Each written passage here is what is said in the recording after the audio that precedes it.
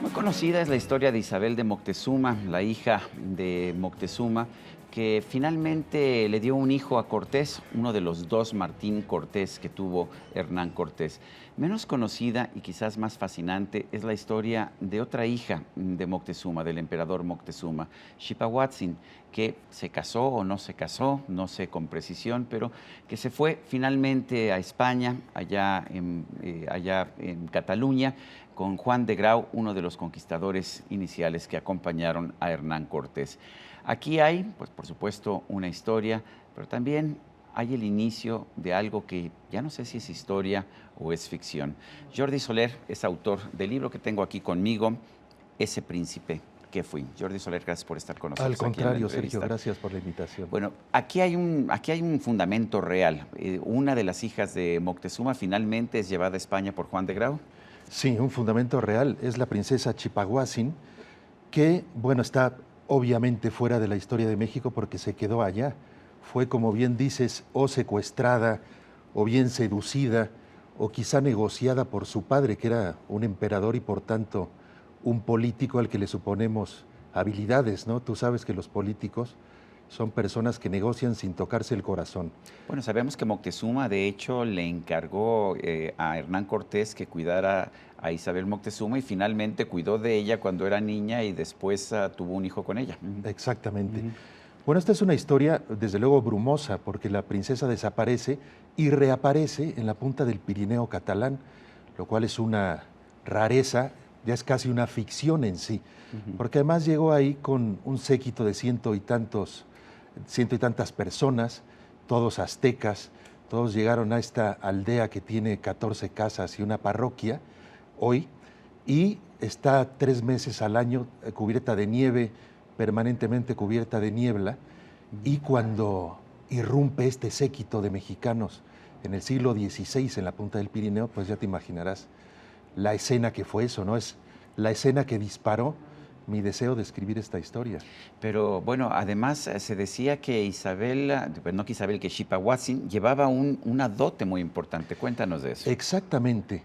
Sabes que, bueno, esto lo dice la historia, pero también es verdad que en los recorridos que hice por esa zona cuando estaba escribiendo la novela para ver de qué forma iba a entrar a esa historia, me encontré en 2 ocasiones con unos buscadores de tesoros que después me enteré que eran alemanes porque fui a preguntarles. Éramos los 2 únicos personajes del pueblo.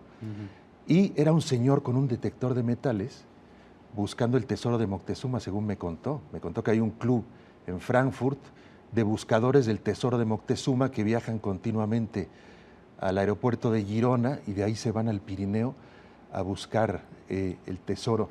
De hecho, mi primer proyecto era buscar el tesoro.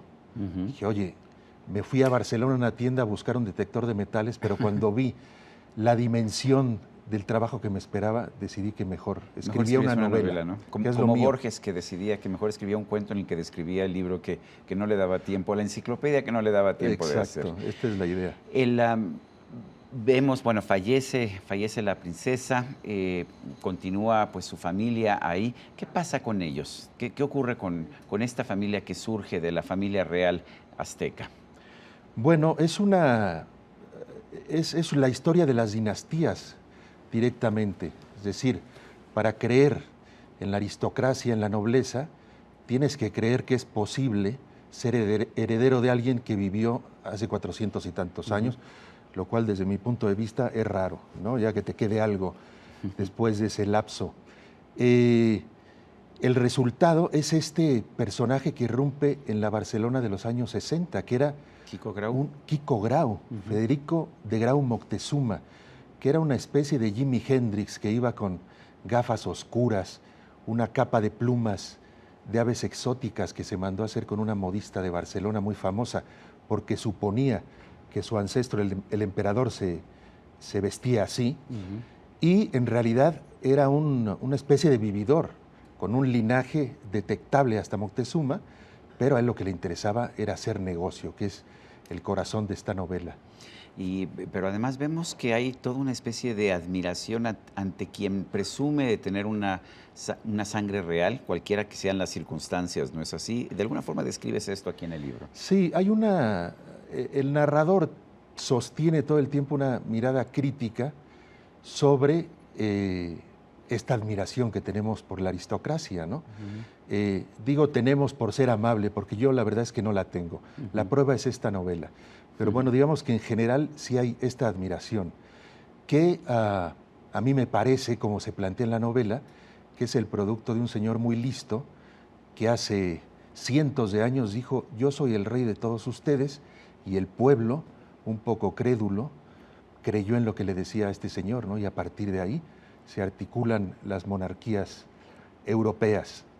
Cuéntanos un poco de Kiko Grau, este personaje inverosímil, pero real, ¿no es así, de alguna manera? Es real, tan real que aparece en la crónica social de la época, en las revistas estas del corazón que había entonces, y en el diario La Vanguardia, que es como sabes, el diario de referencia en Cataluña. Todas las páginas de sociales de esa época estaban llenas del príncipe y sus fiestas, porque era un personaje muy importante que además apareció en una época de España muy perfectamente adecuada para su proyecto, porque como sabemos, España no tuvo relaciones diplomáticas con México durante todo el periodo de la dictadura. Es decir, hubo relaciones hasta que murió Franco. Y Franco tenía la ambición de conquistar México, en general América Latina, pero México, que es el país importante de Latinoamérica, era una obsesión en el dictador. Y cuando descubre a este noble azteca, que viene directamente del emperador de México, en sus saraos que organizaba ahí en su jardín Franco, pues le parece que podría ser el embajador más importante que podría tener para llegar a México. Una ingenuidad, porque el Moctezuma era catalán y hablaba como español, no tenía un pelo ya de Moctezuma. Sin embargo, Franco vio en él un embajador y esto sirvió para que él se sintiera cobijado y montar un negocio, porque era hijo de un empresario catalán, que se llamaba la Orden Imperial de la Corona Azteca. Y a partir de esta orden empezó a hacer una serie de productos para vender. Te vendía un marquesado, una gran medalla del mérito, un penacho de oro. Todo lo vendía por mucho dinero a empresarios que deseaban ser aristócratas. ¿Así se ganaba la vida, Kiko Grau? Así se ganaba la vida y así se hizo muy rico. Que el método no difiere mucho del real, ¿no? El rey Juan Carlos hizo, por ejemplo, condecoró, hizo noble, marqués, a Mario Vargas Llosa hace poco. Es decir, el método es el mismo, yo te hago noble porque creo que lo mereces, pero Kiko Grau cobraba por esto. Se hizo muy rico. ¿Qué pasa finalmente con Kiko Grau? Digo, no nos cuentes el final de esta historia, pero ¿qué pasa? Y además, ¿qué es esto realmente? ¿Es una historia sobre la ambición humana? Es una historia, sí. En primer lugar, sí. Y también tiene una crítica literaria. Siempre es una novela, es decir, no se trata de un tocho político ni social. A pesar de que tomas a un personaje de la vida real, pero de ahí le añades, digamos, todo lo que se te ocurre alrededor del personaje. Sí, ¿no? bueno, es el trabajo de los novelistas, ¿no? Claro. Cuando las historias son demasiado completas, pues no tiene sentido ya escribirlas, porque ya existen. Pero esta, como existían dos partes, solo la de la princesa y la de el príncipe Moctezuma, yo hice todo el trabajo de reconstrucción. Y bueno, también hay una mirada crítica, hay una pregunta que sobrevuela la novela, que es básicamente, ¿por qué somos tan tontos, no? ¿Por qué somos capaces de creer en estas personas? Ya de alguna forma Luis Espota nos contaba una historia similar de un pretendiente italiano aquí en México, pero seguimos creyendo, ¿no? Finalmente, cuando alguien llega y tiene suficiente labia, nos hace creer historias de todo tipo. Sí, y por otra parte también el fondo es la relación entre México y España que a mí me ha preocupado y es un tema continuo en todas mis novelas. Tú naciste en México, hijo del exilio español. Hijo del exilio español. Mi madre nació en Barcelona y mi padre en México, es decir, soy un mestizo canónico, digamos, y el tema está en todas mis novelas. Y aquí llega al principio de todo, a la época de la conquista.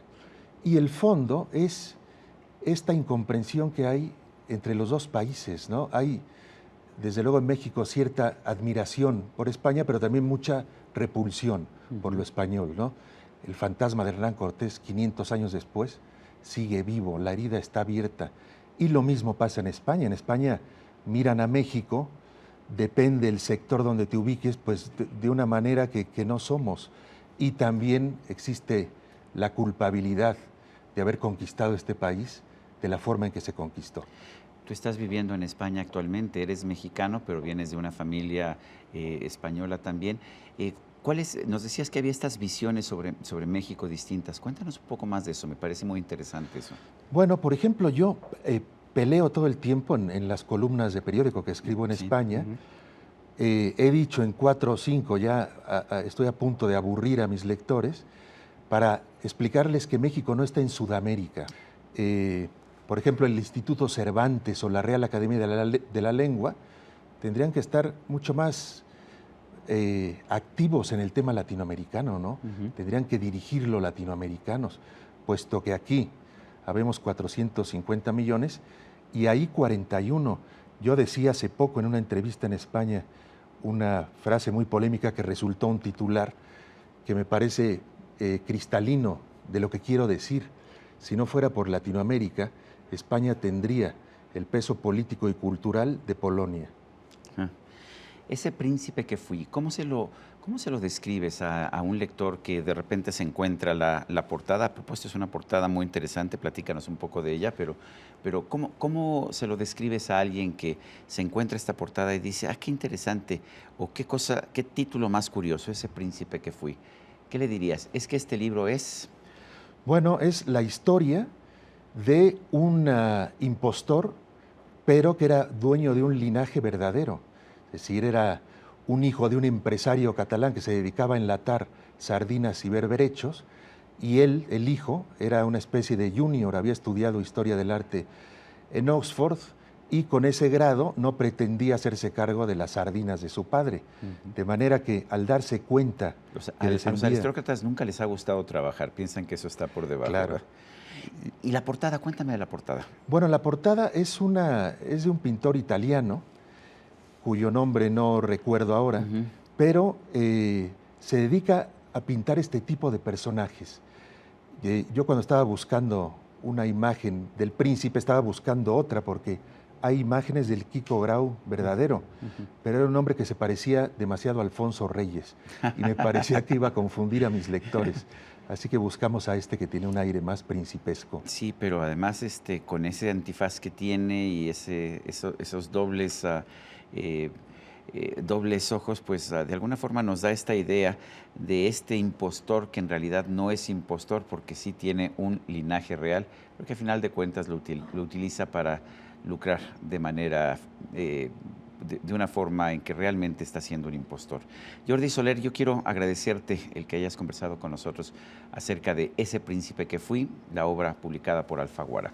Al contrario, Sergio, muchas gracias por la conversación. A usted, amigo televidente, que hace posible este programa, se lo agradezco también. Esto es todo por hoy, pero no se lo olvide. Nos vemos la próxima.